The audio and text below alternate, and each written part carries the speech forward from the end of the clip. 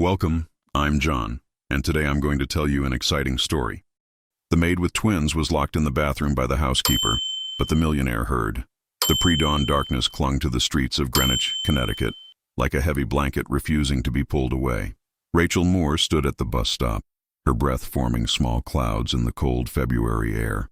Strapped to her chest in a makeshift sling, fashioned from an old bedsheet she'd carefully hemmed and reinforced, were Ava and Grace, her 6-month-old twin daughters. They slept against her, their tiny bodies warm and trusting, oblivious to the weight their mother carried beyond their physical presence. Rachel adjusted the sling, checking for the 100th time that both girls were secure. Her fingers, raw and cracked from industrial cleaning chemicals, trembled slightly as she touched Grace's cheek. The baby stirred, but didn't wake, a small mercy. The bus arrived with a mechanical groan, its headlights cutting through the morning gloom. Rachel climbed aboard, nodding apologetically to the driver as she maneuvered her precious cargo through the narrow aisle. A few passengers glanced up, some with sympathy, others with thinly veiled annoyance, before returning to their phones and newspapers. She'd grown accustomed to both reactions. Finding a seat near the back, Rachel let her head rest against the cold window. Her reflection stared back at her, a 24-year-old woman who looked 34. Dark circles had taken permanent residence beneath her hazel eyes. Her auburn hair, once thick and vibrant, now hung limp in a ponytail she barely had energy to maintain. She hardly recognized herself anymore. David would barely recognize me either, she thought, then immediately pushed the image of her late husband away. Thinking of him while exhausted only led to tears, and she couldn't afford tears, not when she had 2 mouths to feed and rent due in 5 days. The accident had happened 13 months ago. A drunk driver running a red light. David had died instantly, the police told her. She'd been 7 months pregnant at the time, her belly round with the twins they'd tried so hard to conceive.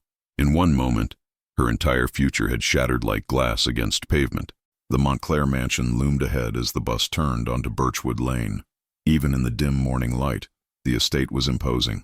All white columns and pristine hedges, windows that gleamed like judging eyes.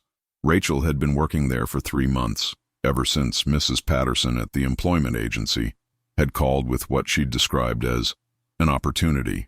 They're looking for someone thorough, Mrs. Patterson had said, someone who won't complain about long hours.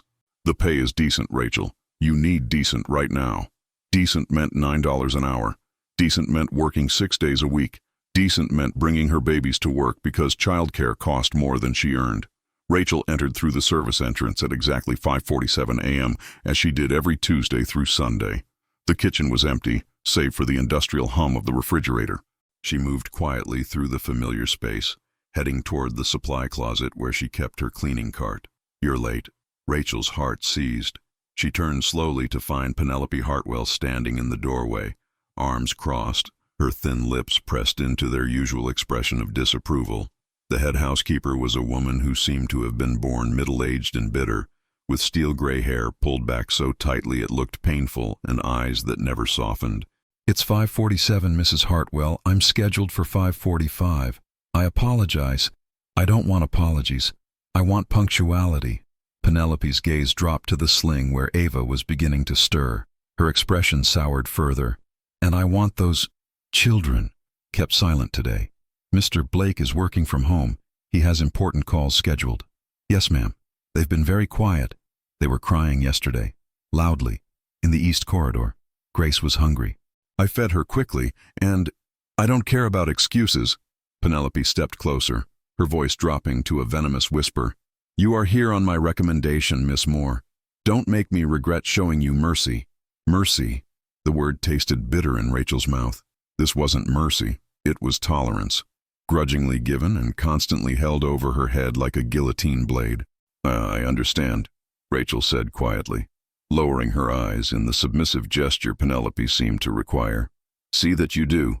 The housekeeper swept from the room, leaving Rachel standing alone with her sleeping daughters and the familiar weight of humiliation settling in her chest. She blinked rapidly, refusing to cry. Not here.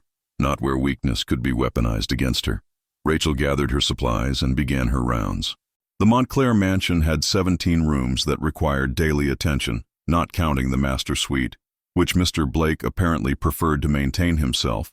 She'd never met him, had only glimpsed him twice in 3 months, always from a distance, always moving through the house like a ghost who happened to be wealthy.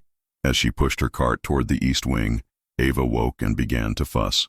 Rachel bounced gently, humming under her breath, praying the baby would settle. Grace joined in moments later, their tiny voices rising in harmony. And somewhere in the house, Rachel knew Penelope Hartwell was listening. The East Wing bathroom was small compared to the other lavish spaces in the Montclair mansion, but it still boasted marble floors, gold-plated fixtures, and a mirror that stretched from counter to ceiling. Rachel had just finished polishing the faucet when she heard the sharp click of heels approaching. Her stomach dropped. "Miss Moore." Penelope's voice carried that particular tone, the one that preceded consequences. Rachel straightened quickly, instinctively tightening her hold on the sling where both babies now slept against her chest. "Yes, Mrs. Hartwell." The housekeeper stood in the doorway, her posture rigid, her eyes cold and assessing. Behind her, Rachel could see 2 other staff members passing in the corridor, their gazes quickly averted. No one ever intervened when Penelope was in one of her moods. "I've received a complaint," Penelope said, stepping into the small space. "Apparently, your children were crying during Mr. Blake's conference call. He was disturbed." Rachel's heart hammered. "I'm so sorry. I took them to the far end of the house as soon as they started fussing. You thought wrong." Penelope moved closer, her voice dropping to a hiss. "I warned you this morning. I gave you explicit instructions. Please, Mrs. Hartwell, I need this job. I'll do better. You can learn a lesson about respecting the rules of this household." Before Rachel could process what was happening, Penelope's hand shot out and grabbed her arm. The housekeeper was stronger than her thin frame suggested, her fingers digging into Rachel's bicep as she pulled her further into the bathroom. "What are you doing?" Rachel's voice pitched higher, panic flooding her system. "Please, don't. A few hours alone will help you think about your priorities," Penelope said coldly. "Perhaps you'll realize that bringing infants to a professional workplace is unacceptable." "No, please. They need to eat soon. I have bottles in my bag, but—" Penelope shoved Rachel backward. Instinctively, Rachel curved her body to protect the babies, her shoulder slamming against the marble wall. Pain shot through her arm, but she bit back a cry, not wanting to startle Ava and Grace awake. The door slammed shut. The lock clicked with a sound that seemed impossibly loud in the small space. "Mrs. Hartwell!" Rachel rushed to the door, her free hand pounding against the wood. "Mrs. Hartwell, please, this isn't right. You can't—" Silence answered her. Rachel pressed her ear against the door, listening for footsteps, for any sign that someone might hear her. But the mansion was built for privacy, for discretion. The thick walls that kept the wealthy insulated from the world now imprisoned her just as effectively. She tried the handle again, knowing it was futile, locked from the outside. Her bag with the bottles, the diapers, the supplies, everything was on her cleaning cart in the hallway. Unreachable, Rachel slid down to the cold marble floor, her back against the wall, cradling her daughters. The bathroom had no windows, just an overhead vent that circulated air but offered no escape route. The space suddenly felt smaller, the walls closer, the silence more oppressive. "It's okay," she whispered, though she didn't know if she was reassuring the babies or herself. "We're okay. Someone will come. Someone has to come. But who?" The other staff members avoided Penelope's wrath by staying invisible. Mr. Blake was apparently working, undisturbed in whatever wing of this massive house he occupied. And even if someone did notice she was missing, would they dare to question Penelope Hartwell? 15 minutes passed, then 30. Grace woke first, her small face scrunching in confusion before releasing a tentative cry. Ava followed moments later, as if her sister's distress had triggered her own internal alarm. "Shh, shh, babies. Mama's here." Rachel rocked gently, trying to soothe them, but she could feel their hunger mounting. They were used to eating every 3 hours. It had been almost 4. The cries grew louder, echoing off the marble walls and expensive tile. Rachel felt tears burning in her eyes. This was her worst nightmare, being unable to care for her children, trapped and helpless while they suffered. She tried singing, the lullaby David used to hum when they'd first learned about the pregnancy.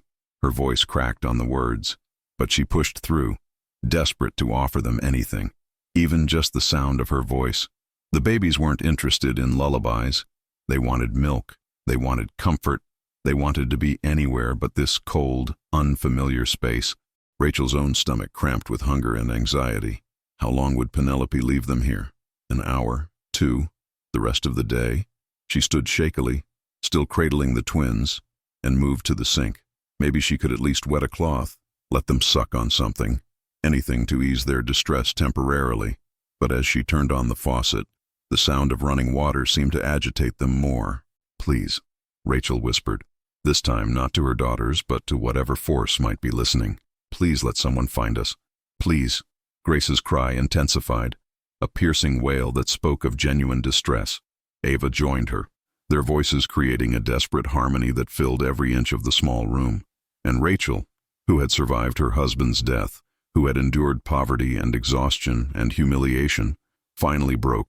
Tears streamed down her face as she sank back to the floor, holding her crying babies, feeling more powerless than she ever had in her life. Outside the locked door, the mansion continued its daily rhythm, oblivious to the suffering contained in one small bathroom. But not everyone was oblivious. Somewhere in the house, footsteps approached. Arthur Blake stared at the spreadsheet on his laptop screen, but the numbers had long since blurred into meaningless columns. His penthouse office on the mansion's 3rd floor offered a panoramic view of the Connecticut countryside, but he rarely looked up to appreciate it anymore. Beauty, he'd learned, became mundane when you had too much of it. At 42, Arthur had everything a man was supposed to want. His software company, Blake Technologies, had gone public 5 years ago, making him wealthier than he'd ever imagined possible. The mansion, the cars, the investment portfolio, all of it was supposedly the American dream realized. So why did he feel so goddamn empty? He rubbed his eyes, trying to refocus on the acquisition proposal in front of him. The board wanted him to approve the purchase of a smaller competitor, but something about the deal felt wrong, predatory, exactly the kind of move his father would have made without hesitation. "Maybe that's why it bothers you," a voice whispered in his mind. His phone buzzed. Another text from Mitchell, his college friend, asking when they could schedule their quarterly golf outing. Arthur ignored it. He couldn't remember the last time he'd genuinely enjoyed those outings. Mitchell spent 4 hours talking about his kids, his wife, his expanding family, all the things Arthur didn't have and wasn't sure he wanted. Except lately, the certainty about not wanting those things had begun to waver. Arthur stood and walked to the window, stretching his shoulders. The grounds were immaculate, as always. Penelope ran the household with military efficiency, which he appreciated. She kept things running smoothly, kept the staff in line, kept him from having to worry about domestic details. He'd built his fortune on innovation and risk-taking, on seeing possibilities others missed. But somewhere along the way, he'd stopped taking risks in his personal life. He'd stopped letting people close. After his last relationship ended 3 years ago, Rebecca had wanted marriage and children, and he'd wanted neither. He'd simply stopped trying. It was easier that way. Cleaner. Arthur was about to return to his desk when he heard it, a sound so faint he almost dismissed it as imagination. But there it was again, a cry. No, 2 cries. Babies. He froze, listening. The Montclair mansion was many things, but it was never home to the sound of crying infants. He and Penelope lived here alone, save for the rotating staff who came and went on schedules he barely tracked. The sound came again, muffled but unmistakable, and beneath it, something else, a woman's voice, desperate and pleading. Arthur moved into the hallway, following the sound. It seemed to be coming from the east wing, the guest area he rarely used. His footsteps quickened as the cries grew louder, more distressed. He rounded the corner and stopped in front of the guest bathroom. The cries were definitely coming from inside, along with a woman's voice, raw with emotion. "Please, they need milk. Please, someone." Arthur's hand went to the doorknob, locked. "Hello?" he called out, his voice sharp with concern. "Is someone in there?" The woman's response was immediate, desperate.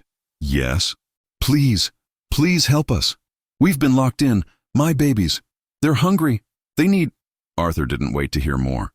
He pulled out his keyring, fumbling through the collection until he found the master key Penelope had given him years ago for emergencies. His hands, usually steady in crisis situations, whether in boardrooms or business negotiations, trembled slightly as he worked the lock. The door swung open. The scene before him hit like a physical blow. A young woman sat on the marble floor, her back against the wall, clutching two crying infants to her chest. She wore a simple gray uniform, staff clothing, and her face was streaked with tears. Her eyes, red-rimmed and exhausted, met his with a mixture of relief and fear. But what struck Arthur most wasn't her obvious distress. It was the fierce, protective way she held those babies, as if her body could shield them from the entire world. Even in her desperation, even in her tears, there was something undeniably strong about her. "You're okay now," Arthur said, surprising himself with the gentleness in his voice. He knelt down, bringing himself to her level rather than looming over her. "I'm Arthur Blake. I live here. What happened?" The woman's voice came out in a broken whisper. "The governant, Mrs. Hartwell. She locked us in. I just wanted to work. Her voice cracked. "Well, my babies, they're so hungry. I have bottles in my cart outside, but I couldn't." One of the infants let out a particularly piercing wail, and Arthur watched as the young mother's face crumpled with a pain that clearly had nothing to do with physical hurt. It was the anguish of a parent unable to care for her child, and it resonated somewhere deep in his chest, a place he'd thought long dormant.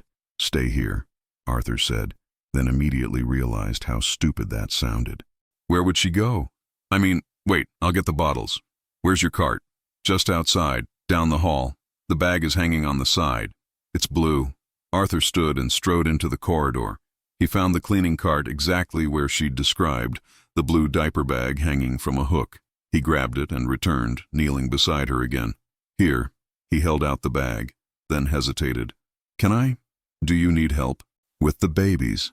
The woman looked at him with such surprise, as if kindness was the last thing she'd expected, that Arthur felt something twist in his gut. When was the last time someone in his household had been shown basic human decency? "I can manage," she said softly, but her hands were shaking as she tried to extract a bottle while still holding both infants. Without asking permission, Arthur gently lifted one of the babies from her arms. The infant was impossibly light, impossibly small. He assumed it was a she, based on the pink onesie, looked up at him with wide, tear-filled eyes, her cries momentarily pausing in confusion. "Hi there," Arthur whispered, and something in his chest shifted, cracked open. "It's okay. Your mama's right here. Everything's going to be okay." The baby in Arthur's arms, Grace, as her mother had whispered, latched onto the bottle with desperate urgency. He watched, mesmerized, as her tiny hands wrapped around his fingers, instinctively seeking stability. He'd held important things before, signed contracts worth millions, prototype devices that would change industries, even his father's hand as the old man took his last breath. But nothing had ever felt quite like this. So fragile, so trusting, so utterly dependent. "You're a natural," the young woman said quietly, and Arthur looked up to find her watching him with an expression he couldn't quite read. She was feeding the other twin, Ava, her movements practiced and efficient despite her obvious exhaustion. "I doubt that," Arthur replied, adjusting his grip awkwardly. "I've never actually held a baby before." "Never?" Surprise flickered across her tear-stained face. "No siblings, no nieces or nephews. Never really been around children?" He paused, watching Grace's eyes begin to droop with contentment. "What's your name?" "I should have asked that first." Rachel Moore." She hesitated. "I work here, housekeeping. I've been here 3 months." 3 months. Arthur felt a flush of shame creep up his neck. How disconnected had he become that he didn't even know who worked in his own home?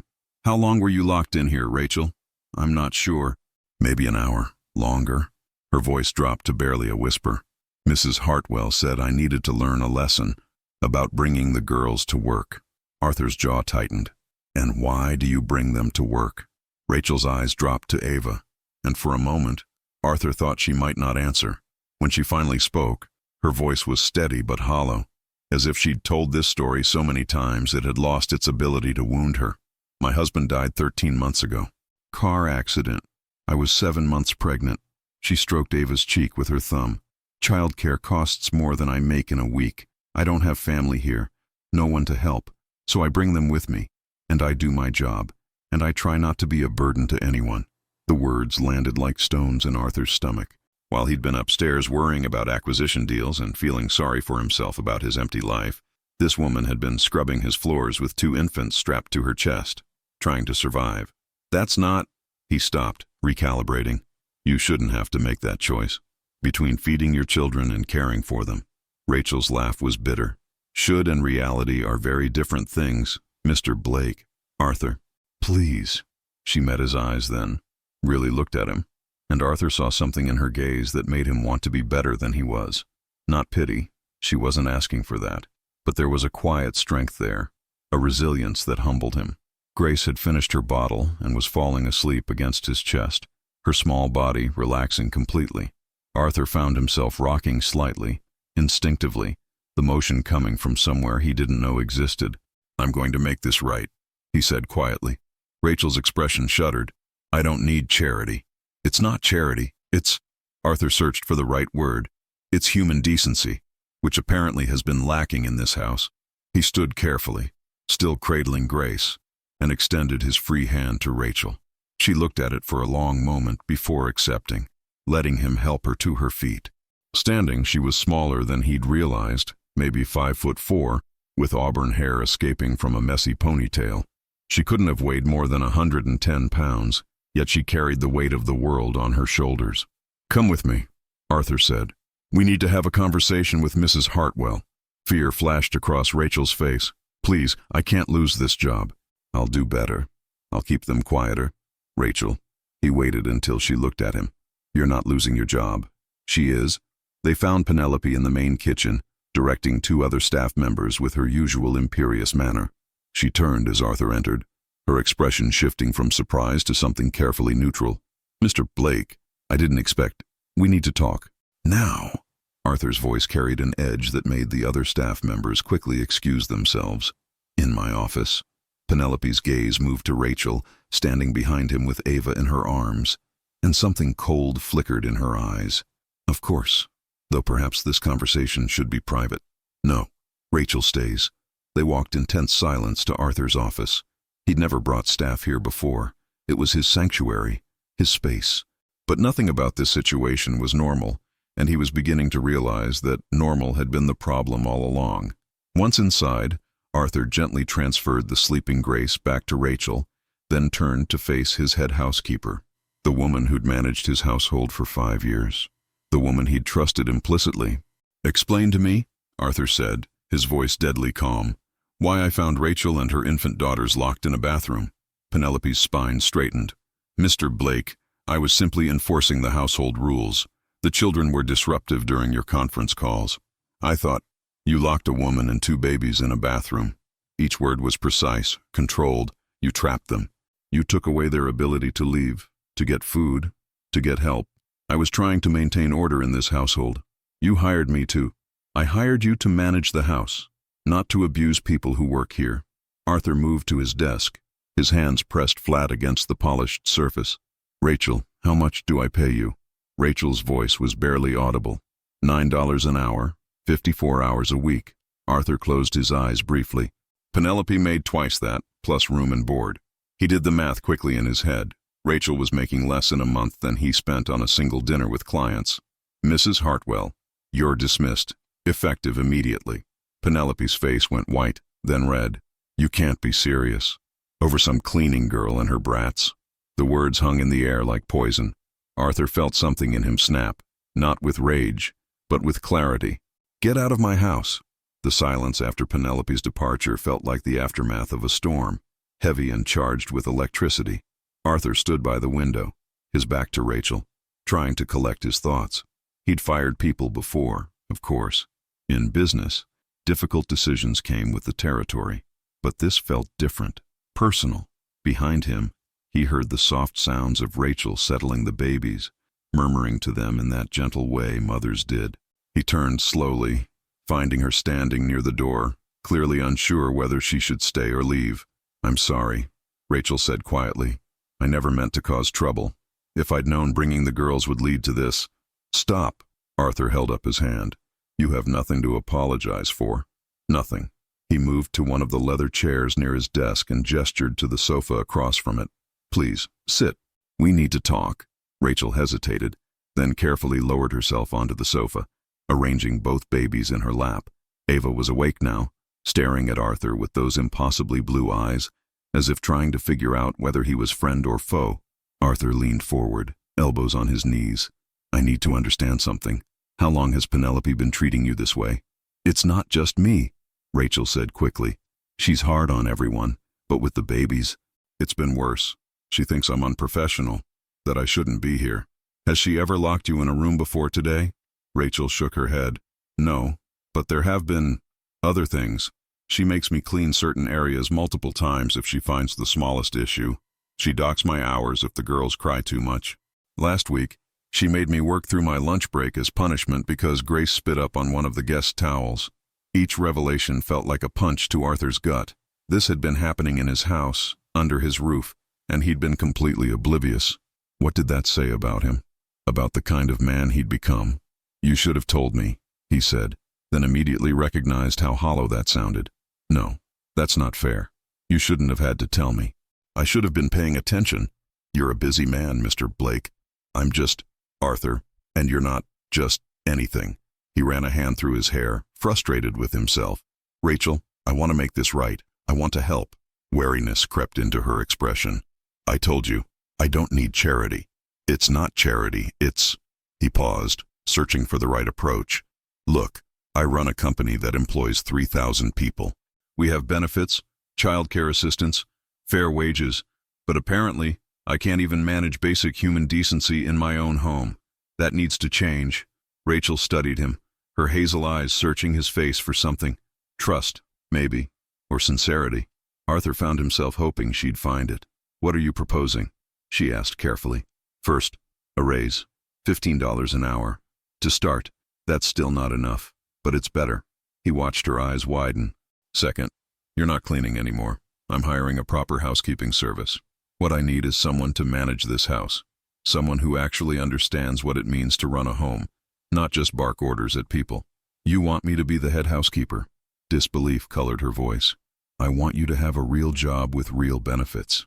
Health insurance, paid time off, and I want you to be able to bring Ava and Grace without fear. He glanced at the twins. Actually, I have a better idea. What if I converted one of the guest suites into a nursery?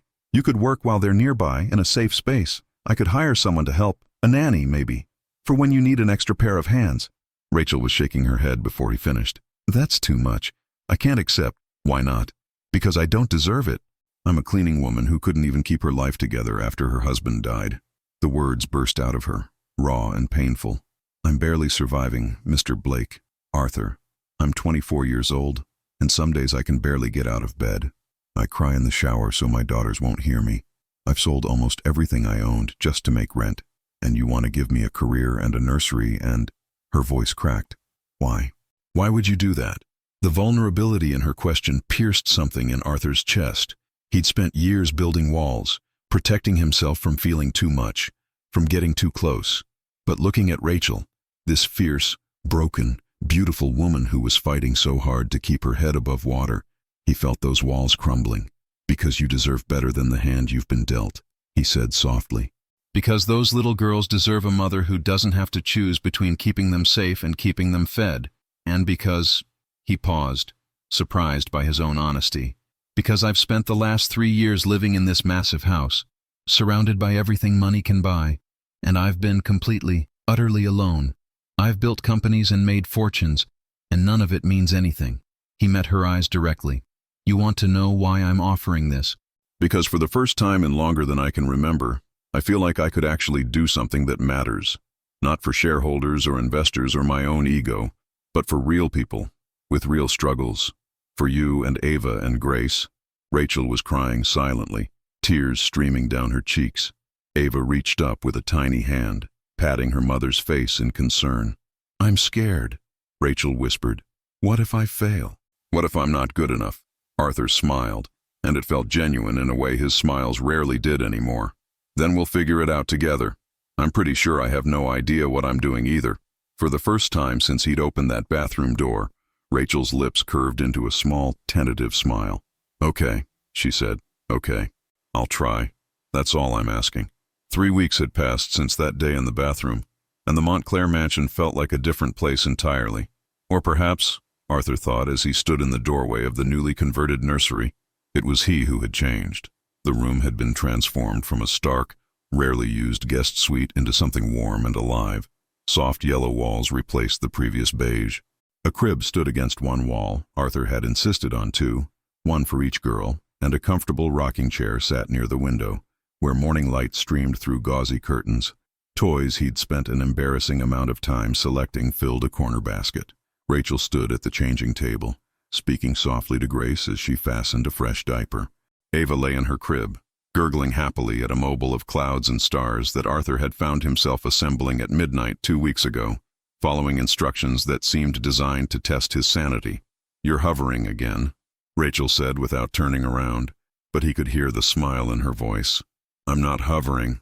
I'm observing. You're hovering." She lifted Grace and turned to face him. "Don't you have a company to run?" Working from home today.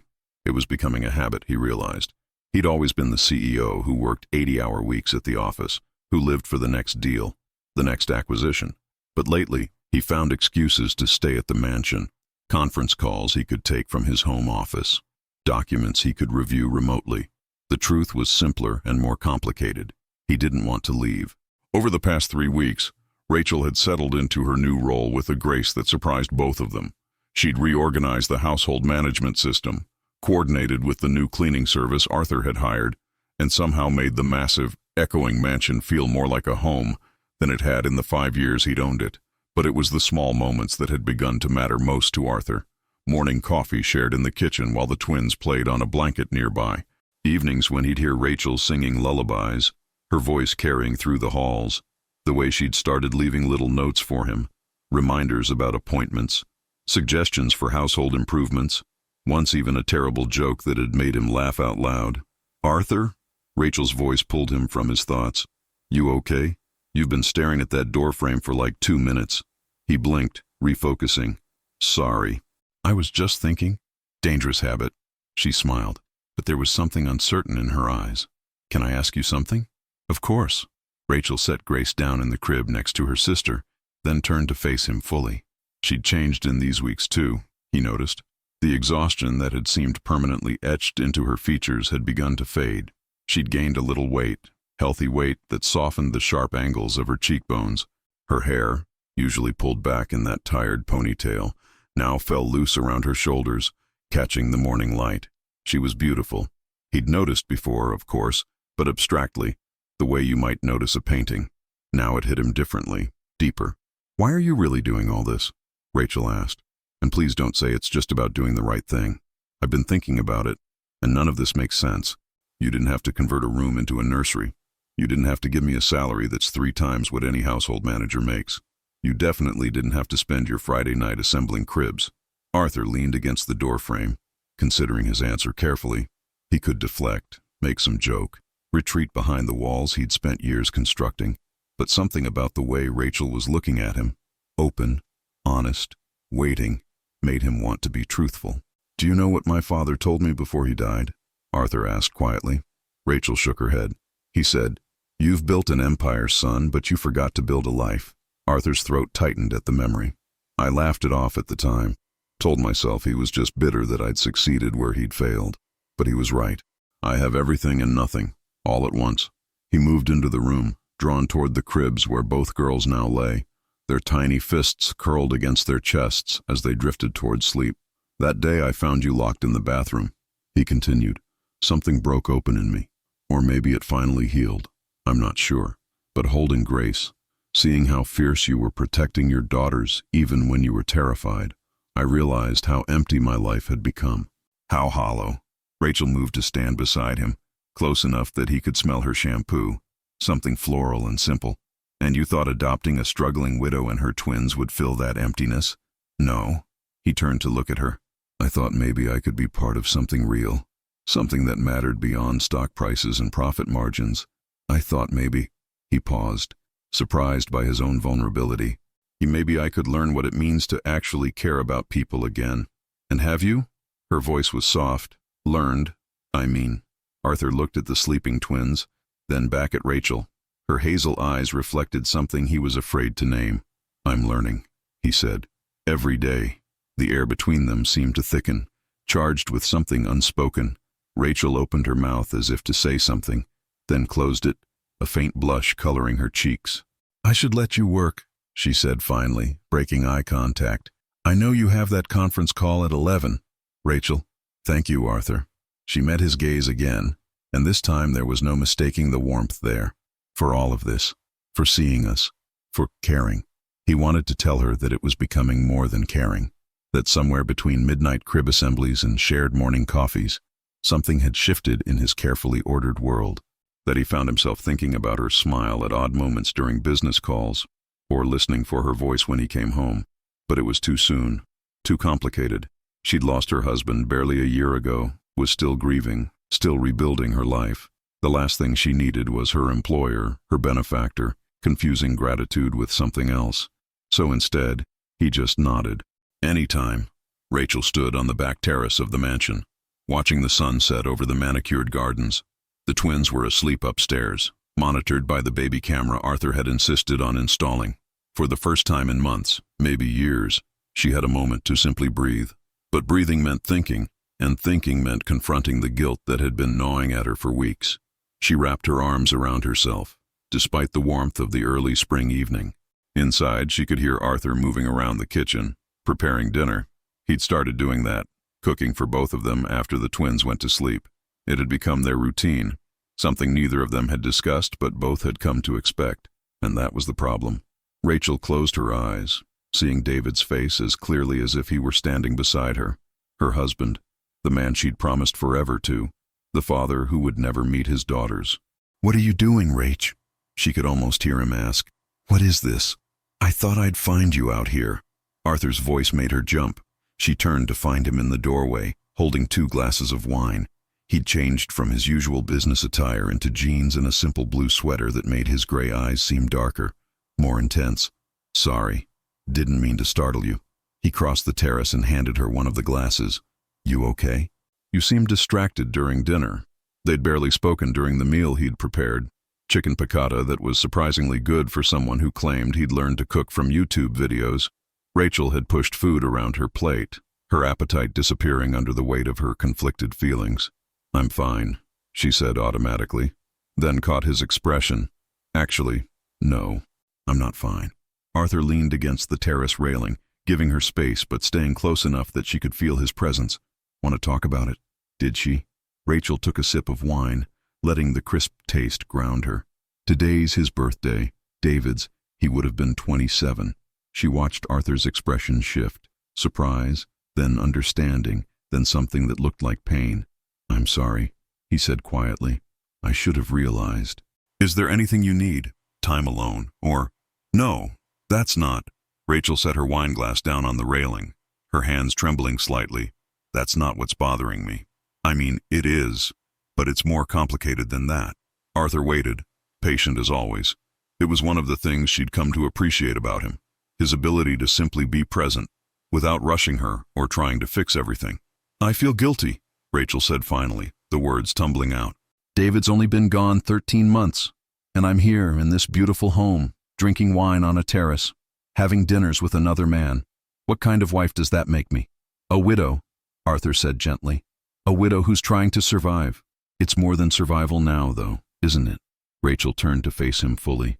You've given me everything, Arthur. Security, stability, a future for my girls. And somewhere along the way, I started... She stopped, afraid to complete the thought. Started what? Rachel's heart hammered. She shouldn't say it, shouldn't give voice to the feelings that had been building every time he smiled at her, every time he held one of the twins, every time she caught him watching her with those gray eyes that seemed to see straight through her defenses. I started looking forward to our evenings together, she whispered. I started noticing things about you, the way you hum when you're cooking, how you always check on the girls before you go to bed, even though you know I've already done it, the fact that you remembered I like my coffee with just a little cream. She laughed bitterly. And then I feel like I'm betraying David, like I'm dishonoring his memory by even allowing myself to feel anything for anyone else. The silence that followed felt enormous. Rachel couldn't look at Arthur, couldn't bear to see his reaction. Maybe she'd crossed a line. Maybe she'd just made everything impossibly awkward. Rachel. His voice was rough, strained. "Look at me." She forced herself to meet his eyes. "You're not betraying anyone," Arthur said firmly. "You loved your husband. You'll always love him. But David wouldn't want you to stop living. He wouldn't want you to lock your heart away forever. You don't know that. You didn't know him." "No, but I know you." Arthur moved closer, close enough that she could see the flecks of blue in his gray eyes. "I've watched you with your daughters, the way you love them, fiercely and completely. That's who you are, Rachel. You have so much love to give, and it doesn't diminish what you had with David to acknowledge that you might have room for more." Tears spilled down her cheeks. "I'm scared. What if I'm just confused?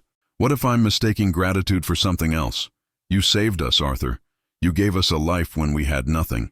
How do I know if what I'm feeling is real or just gratitude?" He finished the sentence, and something flickered across his face. Hurt, maybe, or fear that mirrored her own. "I've wondered the same thing. If maybe you only tolerate having me around because I'm the guy who signs your paychecks." "That's not true."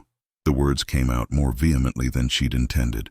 "Arthur, God, you're one of the best people I've ever known.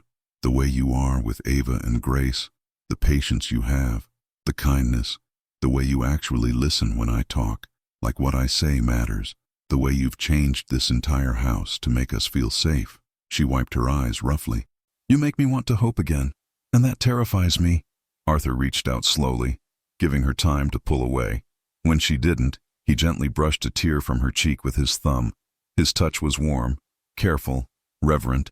"I'm terrified too," he admitted. "I haven't let anyone close in years. I've built my whole life around staying safe, staying in control. And then you crashed into my world with your strength and your daughters and your terrible morning hair." "Hey," Rachel laughed through her tears. "And suddenly I'm assembling cribs at midnight and learning to cook and caring more about what you think of me than what any board member does." His hand remained against her cheek. "I don't know what this is, Rachel, but I know I've never felt it before." The spring air had turned cooler as evening deepened into night. Rachel stood frozen on the terrace, Arthur's hand still cupping her cheek, his eyes searching hers with an intensity that made her breath catch. "Arthur," she whispered, but she didn't know what she wanted to say. Stop or don't stop, or maybe just his name. A tether to this moment that felt both terrifying and inevitable. He seemed to understand her hesitation. His hand dropped slowly, and he stepped back, creating distance that felt like a physical loss. "I'm sorry," he said roughly. "That was inappropriate. You work for me. You live in my house. I shouldn't have." "Don't." Rachel moved forward, closing the distance he'd created. "Don't apologize for being honest. Don't apologize for making me feel something other than grief for the first time in over a year. Rachel, you're vulnerable right now. The last thing I want is to take advantage. I'm not some damsel in distress you rescued, Arthur." Her voice was stronger now, fueled by a clarity she hadn't felt in months. "Yes, you helped me when I was desperate, but I'm still here because I choose to be. I stay because every morning I wake up and decide that this," she gestured between them, "whatever this is worth the risk of getting hurt again." Arthur's jaw clenched. "And what if I hurt you? What if I'm not the man you think I am? What if you stop asking, 'What if?' and just tell me what you want?" Rachel challenged, her heart hammering so hard she was sure he could hear it. For a long moment, Arthur just stared at her. Then something in his expression shifted, the careful control he always maintained cracking like ice. "I want you," he said, his voice low and raw. "I want to wake up and have coffee with you every morning. I want to hear you singing to the girls. I want to know what makes you laugh, what keeps you up at night, what dreams you're too afraid to say out loud. I want—" He stopped, running his hand through his hair in frustration. "God, Rachel, I want things I have no right to want. What if I want them too?" The question hung between them, charged with possibility and danger. Rachel's hands trembled, but she didn't look away. She'd spent 13 months being afraid of losing everything, afraid of not being enough, afraid of the future. She was tired of fear. Arthur moved toward her slowly, as if approaching something precious and fragile. When he was close enough that she could feel the warmth radiating from him, he stopped. "If we do this," he said quietly, "if we cross this line, there's no going back. Everything changes. Maybe everything needs to change." His hand came up again, this time to brush a strand of hair behind her ear. The gesture was so tender, so careful, that Rachel felt tears threatening again. I don't want to be your employer, Arthur said. I don't want this to be some twisted power dynamic where you feel obligated. Then don't be my employer. The words came out before Rachel had fully thought them through. But once spoken, they felt right. Hire someone else to manage the household. Let me figure out what I want to do with my life, who I want to be now. Let this, she placed her hand over his, still touching her face. Let this be between Rachel and Arthur, not employee and boss. You do that. Give up the security. I do that for the chance at something real. She smiled, though it wobbled slightly. Besides, you've already paid me enough that I could afford my own place. Start fresh somewhere. The fact that I haven't left should tell you something. Arthur's other hand came up to frame her face, his thumbs tracing gentle patterns on her cheekbones. And what about David? The guilt you feel? Rachel took a shaky breath. I'll probably always feel some guilt. David was my first love, the father of my children. But you were right. He wouldn't want me to stop living. He'd want Ava and Grace to have a full life, to see their mother happy. She paused. And I think, maybe, he'd approve of you. Of the man who makes terrible jokes while assembling cribs and who reads parenting books when he thinks I'm not looking. You notice that? I notice everything about you. Arthur Blake. His smile was soft, vulnerable in a way she'd never seen before. So where does that leave us? I think, Rachel said carefully, it leaves us taking things slowly. Dating, maybe. Getting to know each other without the complications of work and obligation hanging over us. Learning to trust what we feel. Dating. Arthur tested the word. I haven't dated anyone in 3 years. I haven't dated anyone in 6 years. I married David when I was 18. Rachel laughed nervously. I have no idea what I'm doing. Then we'll figure it out together. He leaned forward slowly, giving her every opportunity to pull away. When his lips brushed against her forehead, not a kiss of passion but of promise, Rachel felt something settle in her chest. Not the wild, consuming love she'd had with David, but something different. Something steady and strong and real. Thank you, she whispered against his chest as he pulled her into a gentle embrace. For what? For seeing me. For waiting. For being patient with all my broken pieces. Arthur's arms tightened around her. And you're not broken, Rachel. You're healing. There's a difference. They stood there on the terrace as stars emerged in the darkening sky. Two people learning to hope again, learning to trust that maybe, just maybe, second chances were real. 8 months had transformed everything. Rachel stood in the kitchen of the small cottage Arthur had helped her lease, a cozy 2-bedroom on the edge of his property that gave her independence while keeping the girls close to the nursery they'd grown attached to. The autumn morning sun streamed through lace curtains as she prepared breakfast, humming softly to herself. Ava and Grace, now 14 months old, were becoming little people with distinct personalities. Ava was bold and curious, constantly getting into things she shouldn't. Grace was gentler, more observant, content to watch the world from the safety of her mother's arms. The doorbell rang, interrupting her thoughts. Rachel wiped her hands on a towel and headed to the door, expecting Arthur. They had plans to take the girls to the pumpkin patch that afternoon, their first official family outing since they'd begun whatever this relationship was becoming. But it wasn't Arthur at the door. The woman standing on her porch was impeccably dressed in a tailored pantsuit, her blonde hair styled in a sleek bob. Her eyes, cold and assessing, swept over Rachel with barely concealed disdain. "Can I help you?" Rachel asked, instinctively moving to block the view into her home, where the girls played on their activity mat. "Rachel Moore." The woman's voice was crisp, professional. "My name is Victoria Hayes. I'm a friend of Arthur Blake's. May I come in?" Something in Rachel's gut twisted with warning. "I don't think that's appropriate. If you're a friend of Arthur's, perhaps you should speak with him directly." "Oh, I will." Victoria's smile didn't reach her eyes. "But first, I think you and I should have a conversation, woman to woman." "About what?" Victoria glanced over her shoulder, as if checking to see if anyone was watching, then leaned in closer. "About the fact that you're taking advantage of a good man's kindness. About the fact that you're a gold digger who's using your tragic sob story to manipulate someone who's clearly too naive to see through it." The words hit like a slap. Rachel's face burned. "You need to leave. Now. I've done my research on you, Rachel." Victoria pulled out her phone, scrolling through something. 24 years old. High school education. Worked minimum wage jobs your entire adult life until you landed this sweet setup. Married at 18 to a man who left you with nothing but debt and 2 babies. And now, somehow, you've convinced one of Connecticut's wealthiest bachelors to set you up in a house on his property, give you a salary you're wildly unqualified for, and play house with your children. Arthur is lonely and vulnerable. Victoria cut her off. His father died? He has no family? And you swooped in at exactly the right moment. Do you think you're the first woman to try this? Please. She laughed coldly. The difference is, I actually care about Arthur. We've known each other for 15 years. I was there through his father's death, through his failed relationships, through everything. And I'm not going to stand by and watch you destroy him. Rachel's hands clenched at her sides. You don't know anything about us, about what we've been through. I know that Arthur deserves someone who's his equal, someone who can stand beside him in his world, not drag him down into poverty and responsibility that isn't his. Victoria's eyes flicked toward the house, where Grace had started crying. Those aren't his children, Rachel. They never will be.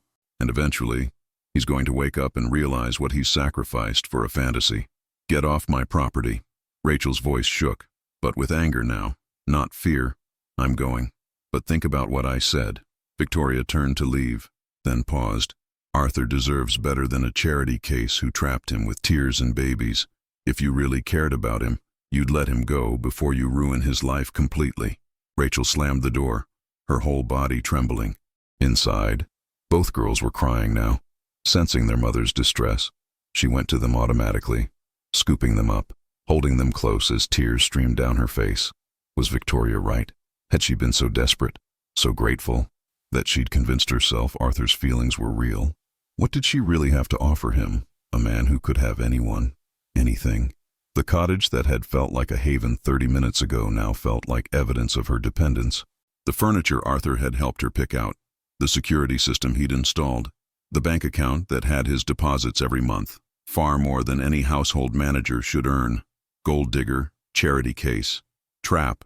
The words circled in her mind like vultures. Her phone buzzed, a text from Arthur. On my way, can't wait to see my favorite girls. Bringing hot apple cider. Rachel stared at the message, her heart breaking. She thought of his smile, the way he looked at her like she was something precious, the way he'd learned to braid hair for the day when the girls would be old enough, the book of dad jokes he kept on his nightstand because he wanted to be prepared. Was it all real? Or had she, in her desperation to survive, manufactured a fairy tale where none existed? Another text. Everything okay? You usually respond immediately. Rachel's fingers hovered over the keyboard. She could tell him about Victoria, could let him reassure her, fight for her, prove that woman wrong. Or she could protect him, save him from a mistake he was too kind to see he was making. We need to talk, she finally typed, her vision blurring with tears. The 3 dots appeared, then disappeared, then appeared again. On my way. Whatever it is, we'll figure it out together. But as Rachel held her crying daughters and stared at the beautiful life she'd been living, she wasn't sure together was an option anymore. Not when every word Victoria had spoken echoed with a truth Rachel had been trying to ignore. She wasn't Arthur Blake's equal. She never would be. And maybe it was time to face that reality before he did. Arthur knew something was wrong the moment he saw Rachel's face. She stood in the doorway of her cottage, her eyes red-rimmed, her posture defensive. Behind her, he could hear the twins fussing, their usual happy babbling replaced with uncertain cries. Rachel, what happened? He moved toward her, but she stepped back, maintaining distance. Come in. We need to talk. The words every person dreads. Arthur entered, his mind racing through possibilities. Had he moved too fast? Said something wrong? Was she having second thoughts about everything? Inside, the cottage felt different, tense, like the air before a storm. Rachel had already packed the girls into their playpen with toys, but they seemed to sense their mother's distress, reaching for her with worried expressions. Just tell me, Arthur said quietly. Whatever it is, just say it. Rachel wrapped her arms around herself, a gesture he'd come to recognize as her armor against the world. Victoria Hayes came to see me this morning. Arthur's blood ran cold. Victoria? What? Why would she come here? She had some interesting observations about our relationship. Rachel's laugh was hollow. About how I'm a gold digger who trapped you with my sad story and my babies. About how I'm not your equal and never will be. About how I'm ruining your life. That's not... Rachel, that's complete bullshit. Arthur moved toward her, but again she stepped back. Victoria and I went to business school together. We dated briefly, years ago. It didn't work out. She's bitter and... Is she wrong, though? Rachel's voice cracked. Look at us, Arthur. Really look. You're a billionaire software mogul. I'm a 24-year-old widow with a high school diploma and 2 babies. You've traveled the world. I've never left Connecticut. You have board meetings and investment portfolios. And I have, what? Grocery lists and diaper bags. You have strength and resilience and a capacity for love that humbles me every single day. That's not enough. The words burst out of her, raw and painful. Love doesn't pay bills, Arthur. It doesn't change the fact that I'm completely dependent on you, that everything I have, you've given me, that people like Victoria will always see me as the help who got lucky. Arthur felt his own anger rising, not at Rachel, but at the world that had made her believe these lies. Is that what you think this is?